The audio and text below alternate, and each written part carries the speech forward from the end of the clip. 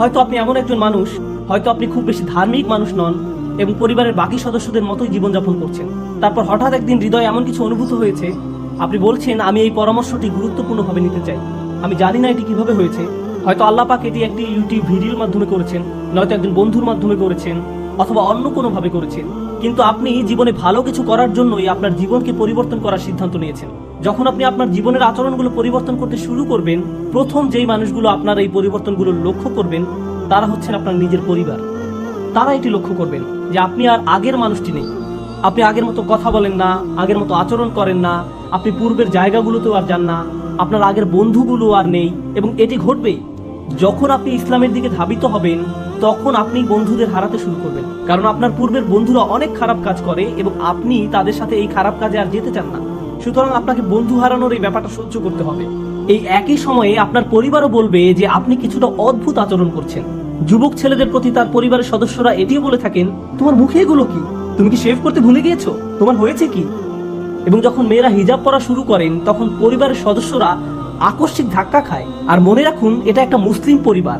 তারা আপনাকে মাথা থেকে জিনিসটা খুলে ফেলতে বলবেন। তারা বলবেন, তুমি কি বিয়ের অনুষ্ঠানে এভাবেই বোরকা পরে যেতে চাও? তুমি এভাবে গেলে আমি তোমার সাথে গাড়িতে বসতে পারবো না। তুমি আমাদেরকে কি মনে করো? হঠাৎ করে কি তুমি ইসলামের প্রধান মডেল হয়ে গেছো? কে মারা গিয়েছে আর তোমাকে শায়েখ বানিয়ে গিয়েছে? মনে আছে তুমি গত বছর কেমন ছিলে? তুমি আর সব পার্টি পশুগুলোর মতোই ছিলে। এখন তুমি নামাজ পড়তে যাবে? সত্যি আমরা জানি যে তুমি সত্যিকার ভাবে কিরকম ছিলে। অন্য কথায়, আপনি শুধু আপনার বন্ধুদেরকেই হারাবেন না, আপনি আপনার পরিবার থেকেই সবচেয়ে কুৎসিত ধরনের টিটকারি আর সমালোচনার শিকার হবেন।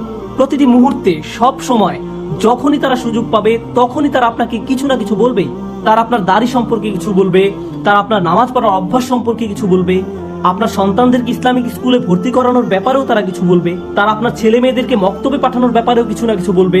অথবা আপনি ফজর বা এশার নামাজের জন্য উঠবেন এবং মসজিদে যাবেন, তারা এই সম্পর্কেও কিছু বলবে। তারা আপনার জন্য কিছু কমেন্ট করবে। আর এই মন্তব্যগুলো যন্ত্রণাদায়ক, এইগুলো অনেক যন্ত্রণাদায়ক। আর এই পরিবর্তনগুলো যদি যুবকদের মধ্যে হয়ে থাকে, তখন তাদের বাবা মায়েরা বলেন, তুমি তোমার মুসলিম বন্ধুদের সাথে মেশা বন্ধ করে দাও, মসজিদে যেও না, তোমার সময় নষ্ট করো না। আল্লাহে, আমি এরকম গল্প জানি যখন বাবা তার ছেলের ব্যাপারটি ধরে ফেলেছে। তার ক্লাসগুলো 3 থেকে 4 ঘন্টা ব্যবধানে, ক্লাসের মধ্যবর্তী সময় সে জোহর নামাজ পড়তে যায় এবং সে লাইব্রেরিতে পড়ালেখা না করে মসজিদেই লেখাপড়া করে। কারণ লাইব্রেরিতে দেখার মতো অনেক কিছু রয়েছে আর মসজিদের পরিবেশ ভালো। তখন বাবা বলছে, তুমি একজন চরমপন্থীতে পরিণত হচ্ছ। খেয়াল করুন, বাবার চোখে এখানে কোন ব্যাপারটি চরমপন্থা? ছেলেটি মসজিদে গিয়ে নামাজ পড়ছে, এটি তার জন্য চরমপন্থা। সুবহানাল্লাহ, মুসলিমরা নিজেরাই এমন আচরণ করছে। আপনারা কি মনে করেন অমুসলিমরা ইসলামের প্রতি বিমুখ? কখনো দেখেছেন মুসলিম পরিবারের লোকজন নিজ সদস্যদের সাথে কি আচরণ করে? বাবা মায়েরা তাদের সন্তানদের সাথে কি করেন? আমি আমার নিজের ঘটনা জানি, যেখানে বাবা মা সন্তানকে বলেছে যে আমরা তোমার কলেজের বেতন দিতে পারবো না, আমরা তোমার জন্য একজন বর খুঁজবো না যতক্ষণ না তুমি এই হিজাব খুলে ফেলছো, আমরা এটি করবো না, তুমি যতক্ষণ পর্যন্ত না এই হিজাব খুলে ফেলছো আমরা ততক্ষণ পর্যন্ত তোমাকে আমাদের মেয়ে হিসেবে মেনে নিব না, আমরা জনসম্মুখে তোমার সাথে একসাথে মুখ দেখাবো না, তুমি আমাদের সাথে আর কোথাও যেতে পারবে না। এই কথাগুলো একজন মা বলছিলেন। জানেন তারা আরো অবাক করার মতো কি করবে? তারা আপনাকে নিজের সম্পর্কে খারাপ অনুভব করতে বাধ্য করবে। তারা আপনাকে বলবে, তুমি কোন ধরনের মেয়ে? তোমার নিজের সম্পর্কে লজ্জা করা উচিত। তুমি তোমার বাবা মাকে বিব্রত করছো। আমরা মুসলিম, কিন্তু তথাকথিত মুসলিম নই, আমরা ওই ধরনের মুসলিম নই, আমরা আমাদের পরিবারে এইভাবে কাজকর্ম করি না। এরা হচ্ছে ওই সকল মসজিদি লোকজন, ওই ধরনের মসজিদি মানুষ, তাদের মতো হও না। এই ধরনের কথাই তারা বলবে।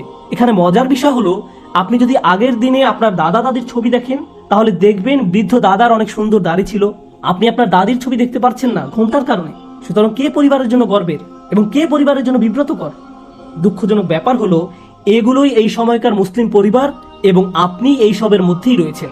আপনি ইসলামের দিকে পথ চলা শুরু করেছেন, আর এ সময় যদি ইসলামের একজন শত্রু আপনার কাছে আসে এবং বলে তোমার ধর্মকে পরিত্যাগ করো, আপনি বলবেন, ও তাই, আমি আরো অনেক বেশি প্রতিজ্ঞাবদ্ধ হব। আপনি আরো উদ্যমী হবেন, আপনার ধর্মের প্রতি আগ্রহ বেড়ে যাবে। যখন শত্রুরা ইসলামের উপর আঘাত হানে, আমরা তখন আরো বেশি প্রজ্বলিত হয়ে উঠি। আপনারা খবরে দেখবেন মুসলিমরা প্রতিবাদে উন্মত্ত হয়ে ওঠে। কেউ একজন নবী সাল্লাল্লাহু আলাইহি সাল্লাম এবং মুসলিমদের নিয়ে কার্টুন আঁকলো, তার উন্মত্ত হয়ে যায়, বিকারগ্রস্ত ভাবে অপর লোকের গাড়িতে আগুন লাগিয়ে দেয় অথবা অন্য কিছু ভেঙে ফেলে, কারণ তার প্রকৃতপক্ষে রাগান্বিত। আসল কথা হলো, যখন এমন কিছু ঘটে যা আমাদের ধর্মের মর্যাদাকে প্রশ্নবিদ্ধ করে, আমরা অগ্নিমূর্তি ধারণ করি। কিন্তু যখন আপনার নিজ পরিবারের লোকজন এসে বলে, দেখো আমি তোমাকে ভালোবাসি, আমি তোমার সম্পর্কে উদ্বিগ্ন, আমি তোমাকে এরকম হতে দিতে চাই না, এটি ওই ধরনের লোকদের কাজ যারা কলেজ হতে বেরিয়ে আসে যাদের চাকরি নেই, যারা দুর্দশাগ্রস্ত জীবনযাপন করে। আমি তোমাকে এসব চরমপন্থা অবলম্বন করতে দিতে পারি না। কেউ একজন তোমাকে প্রভাবিত করছে, তোমার তাদের কাছ থেকে দূরে থাকা প্রয়োজন। তারা টেলিভিশনে কিছু দেখে ভয় পেয়ে যায়, আর আপনি তখন অপ্রস্তুত পরিস্থিতিতে পড়ে যান, এবং এই সকল কিছুর মধ্যে নিজের ধর্মকে ধরে রাখা কষ্টকর হয়ে যায়। কারণ এরা ইসলামের শত্রু নয়, যারা আপনাকে ইসলাম থেকে দূরে সরিয়ে নিয়ে যাচ্ছে। এরা হচ্ছেন আপনার নিজের পরিবার, আপনার নিজের বাবা মা, আপনার নিজের স্বামী, আপনার নিজের স্ত্রী, আপনার নিজের ভাই। তারাই আপনাকে ইসলাম থেকে দূরে সরিয়ে নিচ্ছে। আপনি এই ব্যাপারটি কিভাবে সামলাবেন? এই চাপের ক্ষেত্রে রেগে যাওয়াটা হচ্ছে সবচেয়ে অনুপযুক্ত প্রতিক্রিয়া। আর আপনি কি জানেন এটি সবচেয়ে প্রচলিত প্রতিক্রিয়া? আপনার বড় দাড়ি দেখে আপনার বাবা মা হয়তো আপনার সাথে চিৎকার চেঁচামেচি করবেন। আপনি একজন গরম মাথার যুবক, আপনি তখন কি করবেন? ও তাই, এটি সুন্নাত, আপনারা আমাকে বলতে পারেন না যে আমি কি করব। আপনারা সমাজকে অনুসরণ করছেন আর আমি ইসলামকে অনুসরণ করার চেষ্টা করছি। এবং আপনি এভাবে বলে তাদের মুখের উপর দরজা বন্ধ করে দিলেন। আপনাকে আরো অনেক শিখতে হবে, কারণ আল্লাহ কি আপনাকে এটা করতে বলেছেন? নিজের বাবা মায়ের মুখের উপর দরজা বন্ধ করে দেয়া, তাদের সাথে চিৎকার চেঁচামেচি করা? তারা তো শুধু আপনার দাড়ি নিয়ে আপত্তি করেছেন। আর ইব্রাহিম আলাইহিস পিতা ইব্রাহিম আলাইহিস কি করতে বলেছিলেন? তিনি কি ছোট কোনো ব্যাপার নিয়ে কথা বলেছিলেন, নাকি বড় কোনো বিষয় নিয়ে কথা বলেছিলেন? তার পিতা বলেছিলেন, যাও মূর্তিগুলোকে সিজদা করো। আর এতে তিনি কি ধৈর্যহারা হয়েছিলেন? তিনি কি রাগান্বিত হয়েছিলেন? না, হননি।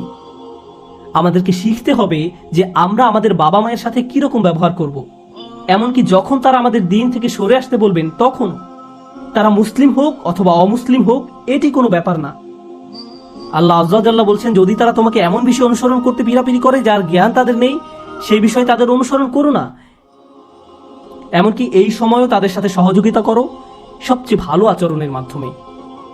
তাদেরকে মান্য করা আলাদা, আর তাদেরকে সম্মান করা আলাদা ব্যাপার।